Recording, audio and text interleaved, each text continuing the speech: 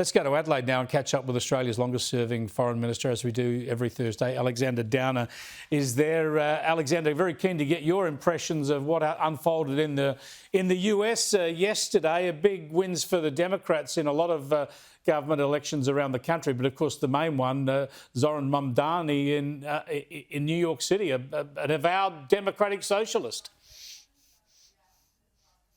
Yeah, well, this is a continuation of a trend which has been going on in liberal democracies for a few years now, and that is populists, as they're sometimes called by the media, are increasingly replacing establishment candidates. And in this case, this is a battle within the Democratic Party, where somebody on the far left of the party who proclaims that he will be able to solve the issue of high rents, the rental crisis in New York City, gets elected over a more moderate, if you like, establishment Democrat in Andrew Cuomo, the former governor. So there you have it. I mean, high rents, people complaining about it. The Democrats didn't do anything to resolve it.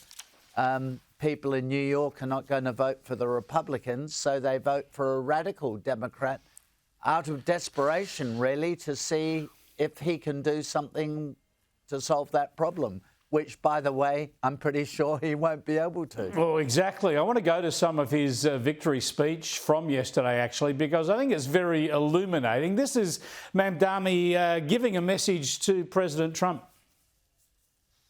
I think the lesson for the president is that it's not enough to diagnose the crisis in working class Americans' lives. You have to deliver on addressing that crisis. What scares Republicans across the country is the fact that we will actually deliver on this agenda. And the contrast is something that they cannot bear to witness.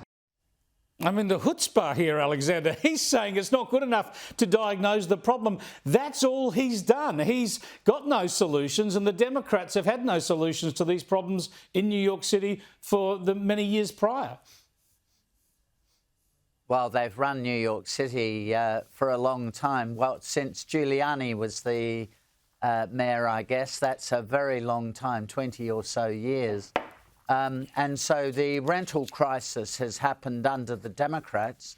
Mamdani's solution is to freeze rents, to mandate a rent freeze. Whether he'll be able to do that or not is an interesting constitutional question.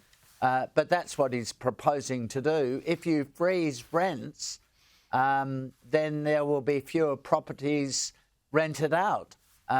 So for anybody new coming into the market, those rents will of course be much higher. For those who benefit from the freeze, that's fine. But in the end, you start to destroy the whole of the rental market. So it doesn't make any economic sense. But then socialism never did make any economic sense. And it's been tried for hundreds of years in all sorts of parts of the world. And every time it's been tried, it's ended in tears. So expect New York to push back eventually against this socialist experiment. But it might be good for the Republicans elsewhere in the country. Yeah, I'll just come to that in a moment. Let's have a look at what President Donald Trump said in reply. For 1,000 years, communism has not worked. Communism, or the concept of communism, has not worked. I tend to doubt it's going to work this time. Did you see his victory speech? No, it's literally never worked. Yeah, I thought it was a very angry speech, certainly angry toward me, and I think he should be very nice to me. You know, I'm the one that sort of has to approve a lot of things coming to him, so he's off to a bad start. Yeah, I think the point here, Alexander, that you were just getting to is Mamdani is going to be such a prominent opponent to Donald Trump. This radical hard left Democrat will become the figurehead of the Democrats nationwide, which is not going to help any mainstream centrist Democrat candidates right across the country. No, it's much more of an issue, not an issue for Donald Trump and the Republicans, much more an issue for the Democrats themselves, because Mamdani is a poster boy for many Democrat voters now. And so when it comes to the primaries, in the lead up to the midterms, but more importantly for 2028, the presidential election, the far left are going to have a lot of momentum. And knowing America as I do, I don't think that's a country that in the end is going to vote for the far left. So this is very dangerous territory for the Democrats.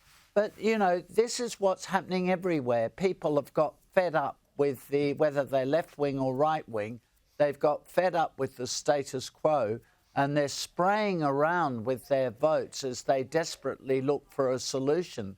Mamdani may not be a solution, but the fact that people voted, or Democrats have voted for him, just shows how tired they are of the elites who have been running the Democratic Party up until now. Spot on. Great analysis, Alexander. Thanks for joining us.